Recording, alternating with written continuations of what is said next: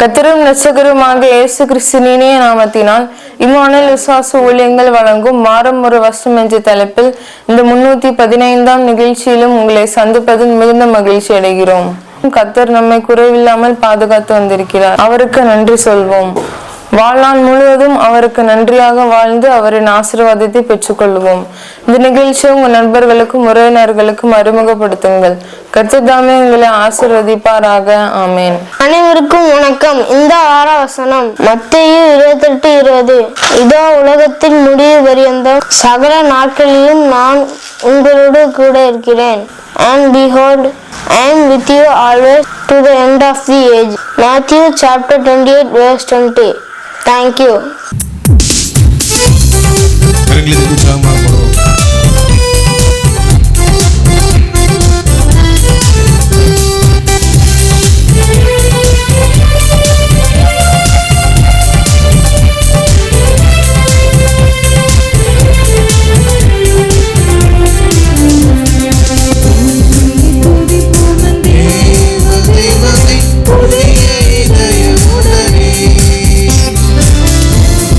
துதிப்போம் என் தேவ தேவனை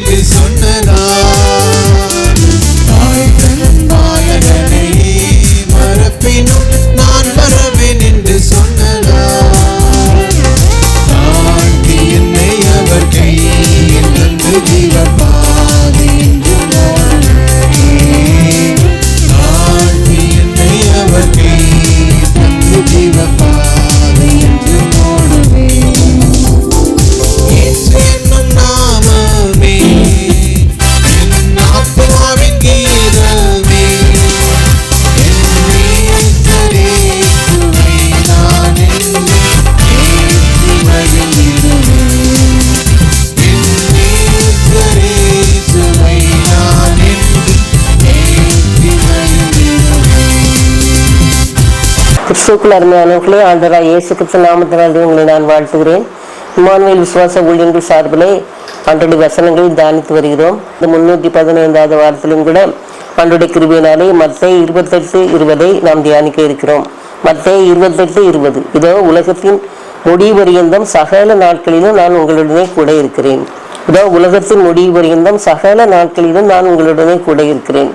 இந்த வருடம் முழுவதும் ஆண்டவர் தம்முடைய கிருபையினாலே நம்மளை பாதுகாத்து வழிநடத்தி நம்மை போஷித்து வந்தார். எந்த பிரச்சனையில் வந்தாலும் அந்த பிரச்சனையை நாம் மூழ்கி விடாதபடிக்கு ஆண்டோடைய கிருபையை நம்ம தற்காத்து கொண்டது. நம்முடைய பிரயாணங்களிலே அவருடைய தூதருடைய பாதுகாவலும் அவருடைய பிரசன்னமும் நம்ம கூட இருந்தது. அதனால இப்படி எல்லா விஷயத்திலையும் நம் சோர்ந்து போய் நிற்கிற வேலையெல்லாம் அவருடைய கரம் நம்ம தேற்றினது. ஒரு தாயை போல அரவணைத்தது, தந்தையை போல தூக்கி தோளிலே சுமந்தது. இப்படிப்பட்ட ஒரு நல்ல தேவன் நம்மோடு இருந்து அவரை நம்மை வழிநடத்தினபடினாலே அவரை நாம் அதிகமாக துதிப்போம். அருமையானவர்களே, சங்கீதம் 24:1 போட்டிருக்கிறது, உலகமும் அதன் குடிகளும் கர்த்தருடையது. உலகமும் அதன் குடிகளும் கர்த்தருடையது என்று சொல்லி போட்டிருக்கு. உலகத்தில் உள்ள மக்கள் எல்லாருமே ஆண்டவருடையகள் தான். யாரா இருந்தாலும் சரி, உலகத்துல அது கருப்பு இனமா இருந்தாலும் சரி, சிவப்பு இனமா இருந்தாலும் சரி, அது மாதிரி எந்த விதமான பொருளாதார நிலைமையில பின்தங்கினவர்களா இருந்தாலும் சரி, மேன்மை பெற்றவர்களா இருந்தாலும் சரி, எந்த நிலைமையில இருந்தாலும் சரி, எல்லாருமே கர்த்தருடையவர்கள்னு சொல்லி போட்டிருக்கு. அப்போ அப்படிப்பட்ட எண்ணம் ஆண்டவர்கிட்ட இருந்ததுனாலதான் உலகம் முழுவதையும் அவர் ஆட்கொண்டு வழி நடத்துகிறார். ஒருவேளை அங்கங்கே ஏதோ பூமி எதிர்ச்சிகளும் நிலநடுக்கங்களும் அது மட்டும் இல்லாமல் புயல்களும் அது மாதிரி எந்த விதமான நிலச்சரிவுகள் எதெல்லாம் வந்தாலும் கூட முற்றிலுமாக அழிந்து விடாதபடிக்கு அங்கங்கே ஒரு சில பகுதியில் மட்டும் அப்படி வந்தாலும் நம்மெல்லாம் பாதுகாத்திருக்கான்னு சொன்னால் நம்முடைய எல்லா விதமான நம் பாவம் செய்ததுனால நம்ம ரொம்ப நீதிமான்களாக இருந்ததுனால அல்ல, அவருடைய கிருபையை நம்ம தற்காத்து கொண்டது. அதான் உலகத்தின் முடிவு பரியந்தம் சகல நாட்களிலும் நான் உங்களுடனே இருக்கிறேன் என்று சொன்னவர் அந்த வார்த்தையை நிறைவேற்றி வருகிறார். நம்மை நடத்துகிற போக்கிலே, நாம் நடக்க வேண்டிய வழியை நமக்கு காட்டுகிறதிலே, நம்முடைய குடும்பத்தை பாதுகாக்கிறதுலே, நம்முடைய செயல்களிலே எல்லா காரியங்களையும் ஆண்டவர் நம்மோடு இருந்து வழி நடத்தினார். இனிமேலும் வழி நடத்துவார். அதில் எந்த விதமான சந்தேகமும் இல்லை. அதனால நன்றி உள்ளத்தோடு ஆண்டவரை நாம் நினைவு கூறுவோம். ஆண்டவர் நம்மோடு இருக்கும் பொழுது நமக்கு எந்த பிரச்சனையும் வந்தாலும் அதை தாங்கிக் கொள்ளக்கத்தான ஒரு போக்கை அவர் உண்டு பண்ணுவார். கடந்த நாட்களில் எத்தனையோ மரணங்கள், எத்தனையோ வியாதி படுக்கைகள், எத்தனையோ பேர் காலங்காலமாக வியாதியாக படுக்கையிலே இருக்கிறார்கள். அப்படிப்பட்ட நிலைமைகள்லாம் இருக்கிறாங்க. ஆனாலும் கூட ஆண்டோட பிள்ளைகள் அப்படி ஒரு நிலைமையில இருந்தாலும் கூட அதுல ஆறுதலையும் தேர்தலையும் பெற்றுக்கொள்ளத்தக்கதான சூழ்நிலையை அவர் ஏற்படுத்தி தருகிறார். அநேக காரியங்களும் என்னால் சொல்ல முடியும். அருமையானவர்களே, அது போல பாருங்க, ஆண்டவர் மேலுள்ள இந்த விசுவாசத்தினாலே நம்ம இந்த ஒவ்வொரு நாளையும் நாம் கடத்தி வந்திருக்கிறோம். காரணம் அவருடைய கிருபை. சகல நாட்களிலும் உங்களோடு இருப்பேன்னு சொன்னவர் நம்முடைய வியாதி படுக்கையில் நம்மோடு இருக்கிறார், நம்ம துரிதங்களே நம்மோடு இருக்கிறார். நாம் உணர்ந்தவர்களாக இந்த காலங்களை நாம் கடத்தினோமா? யோசித்து பாருங்கள். நம்முடைய பலனாலோ, நம்முடைய கல்வியினாலோ, நம்முடைய அறிவினாலோ, நம்முடைய ஞானத்தினாலோ இப்படிப்பட்ட காரியங்களை நம்ம கடந்தே வரவே முடியாது.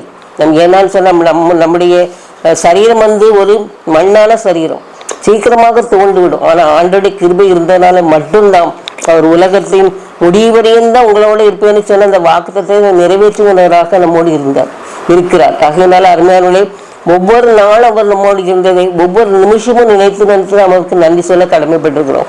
ஏன்னா நன்றியறில் உள்ளவளாக இருங்கள் என்று சொல்லி வேதத்தில் சொல்லப்பட்டிருக்கு. நன்றி என்பது மிக முக்கியமான காரியம்.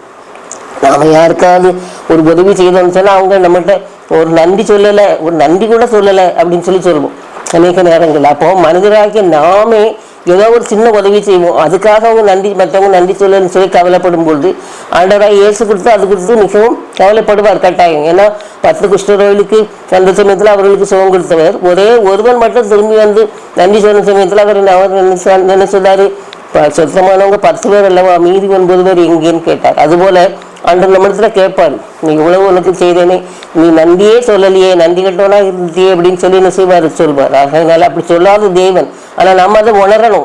நம்ம இப்படி நன்றி கட்டவர்களாக இருக்கமே, இப்படி நன்றி கட்டவர்களாக இருக்கக்கூடாதுன்னு சொல்லி எவ்வளவு பாருங்க, எவ்வளவு தேவைகளெல்லாம் சந்திச்சாரு. நம்ம நினைச்சோமா நம்முடைய சாமர்த்தியத்தினால இதெல்லாம் கடந்து வந்தோம்னு சொல்லி இல்லவே இல்லை. ஆகையினால நம்ம நன்றி உள்ளவர்களாக வாழணும். ஆண்டவர் சொல்லியிருக்காரு, இதோ உலகத்தின் முடிவு புரிந்த சகல நாட்களிலும் உங்களுடன் இருக்கிறேன்னு சொன்னவர் நம்மோடு இருந்தார். அதற்காக அவருக்கு நன்றி சொல்வோம். வரக்கூடிய காலங்களிலும் ஆண்டவர் நம்மளை ஆசீர்வதிக்கத்தக்கதாக அவர்களை வேண்டுவோம். ஆண்டவர் நமக்கு உதவி செய்வாராக. ஆமாம். சத்திய வேதம் பக்தரின் ஜீவன், சுத்தர்கள் போகும் பாதையின் ஜீவன், உத்தம மார்க்கம் காட்டும் சத்திய